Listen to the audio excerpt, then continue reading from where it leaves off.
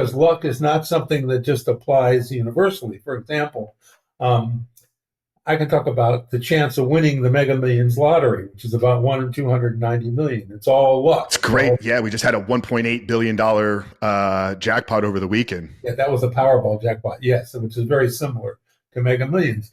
And so that's all luck. There's no skill involved. You can have your own personal lucky numbers and stuff, but it doesn't matter. It's all luck. And of course, um, it's kind of interesting because it's very, very unlikely that someone wins. I mean, you can buy 50 tickets a week and you'll win the jackpot on the average of about 1 in 100,000, one every 100,000 years. So it's very, very unlikely. Yet there are winners. And the question is, why are there winners?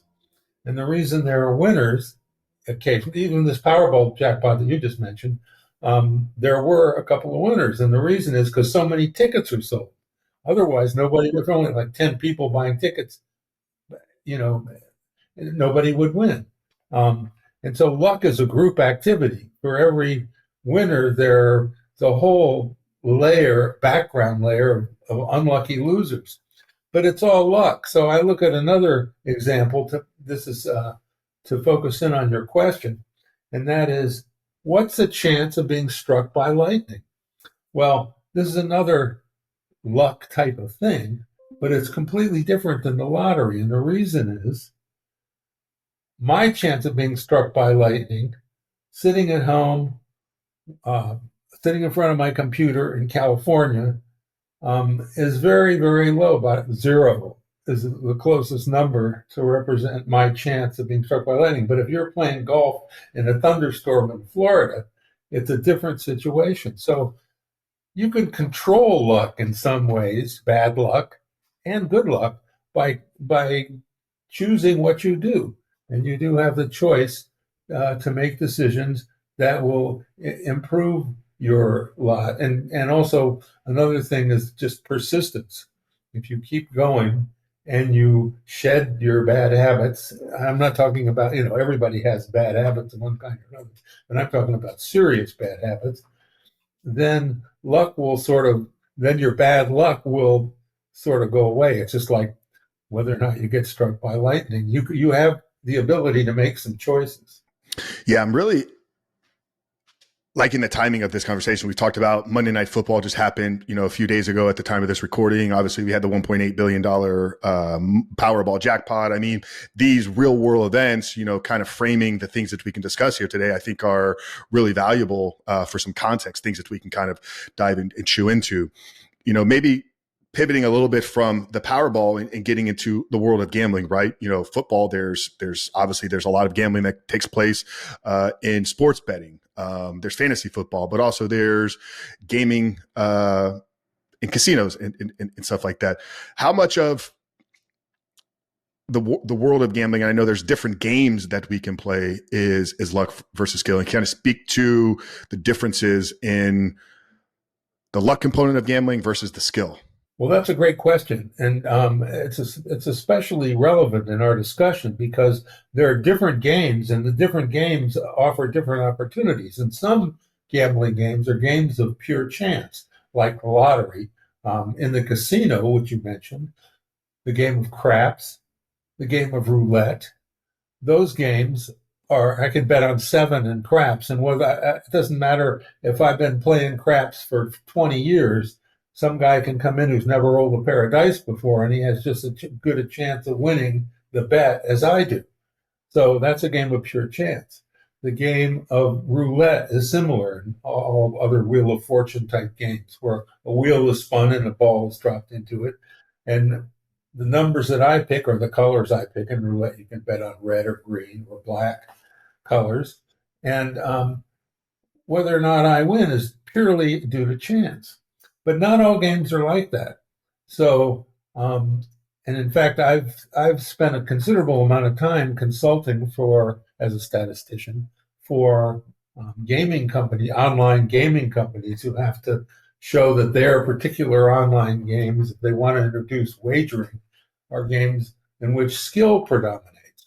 Well, so for example, poker is a game that has a lot of skill. We all know that. it also involves luck because cards are dealt. And, it's the luck of the draw, as they say. Sports betting, which you mentioned, Coach Frank, is a great one to talk about. I've spent a ton of time. I used to consult with the Las Vegas odds makers, and there are people who devote much of their lives to studying data to try to figure out which teams are going to win, or in many of the main sports like football and basketball, beat the point spread, which is the number that's supposed to equalize the chances of each team winning. So if the point spread really worked and each team had a 50-50 chance of winning, then you couldn't have any skill. But that's not really how the point spread is even supposed to work. The odds makers set the point spread in, let's say, a football game, depending on how much money is bet on each team. So it's the bettors who determine the point spread. And so what does that mean? So, for example, and the reason they do that is because if the same amount of money is bet on both teams and you pay 10 to 11 odds to make a football bet, let's say, then if the same amount of money is bet on both teams, the odds maker, that is the casino, makes a small profit, 4.5% profit, no matter who wins the game. So they don't give a darn whether if they get the betting equalized, they don't give a darn which team wins. They're still going to make a profit. And so what does that mean for the sports bettor? That means that the sports bettor who really studies the data may do better, may know more and do better and have some skill compared to the public whose betting determines the point spread. So I have seen and known people who make a profit by betting on football games and basketball games and baseball games, which is a little bit different. There's no point spread in baseball games. There's something called a money line, which is odds. But betting on sports is very difficult to make a profit because the casino has these unfavorable odds when you make a bet. But if you know more than the public does, then you can make a profit. And that means that there is skill in sports betting. Another game where there's skill is blackjack. So blackjack was considered just dealing cards out of a deck, also known as the game of 21. And most people are familiar with it, played it as a kid at home. But in the late 1950s, that's a long time ago, some computer scientists did some simulation, one of the first examples of simulations on a computer, playing the game of blackjack over and over millions of times. And it turns out that if you can keep track of the cards, called card counting, as they come out of the deck, then you can have skill and you can win a little bit over time, enough to make a profit. And a guy named Ed Thorpe, who was a math professor, wrote a book in 1962 called Beat the Dealer, which is still in print. So there are situations where there's skill. And sports betting, to me, having spent a lot of time on both sides of it, is one of the most fascinating. So that doesn't mean that there's no luck involved. And even in the game, not just betting on it, even in the game, there's luck involved. Someone, as I said before, makes an interception, fumbles, whatever. Yeah, there was a great movie, probably less than 2 decades ago, 21. I think there was a MIT professor that took a group of students out to Vegas, and they developed this entire system where they were working multiple tables. They had spotters, and then they'd have 2 people kind of at the table, and there were hand signals, and it was all around these ideas of understanding the mathematics behind the game. And I think they ended up like spending some time in prison or something. So I'm assuming some of these things are illegal in the world of gaming. They're not necessarily illegal, but if the casino doesn't like that you're doing it, they can kick you out or do whatever they want. And so, so card counting was in some states, not in Las Vegas.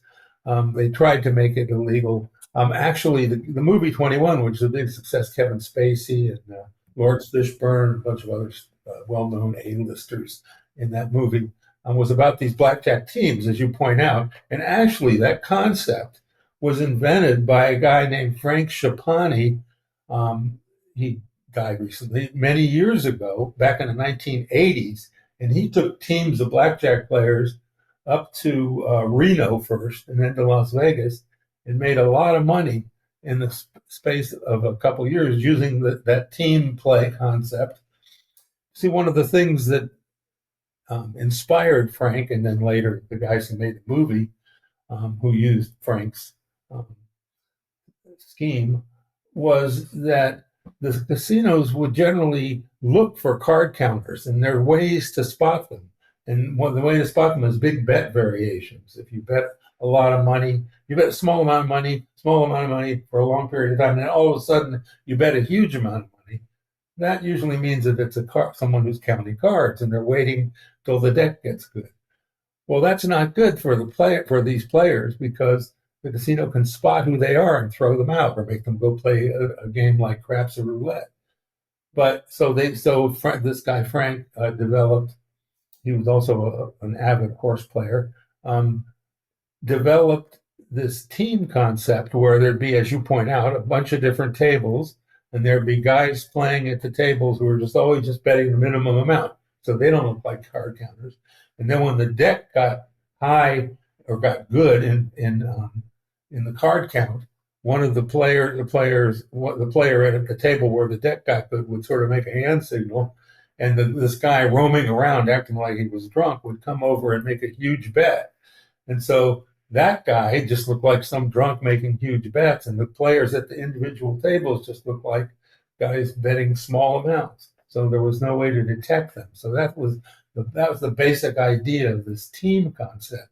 And it worked very well for a while, but then after a while, the casinos caught on because they saw the same people coming in at the same times and having the same roles. And they said, wait a minute, something's weird here. And so they wound up throwing them out of the casino. And that's what happened in the movie. That's what happened in real life in Frank's scheme, where they would just get kicked out of the casinos, and finally he sort of stopped doing that. And I don't know if you're familiar with the East Bay area in California, but Frank lived in the East Bay area. And he bought a condo overlooking Golden Gate Fields racetrack, so he could watch the races. And he retired as someone who would go sit out on his deck, on his balcony, and watch the races and bet on the races. But he was the inventor. But that was a great system that worked for a while, and all systems like that worked for a while.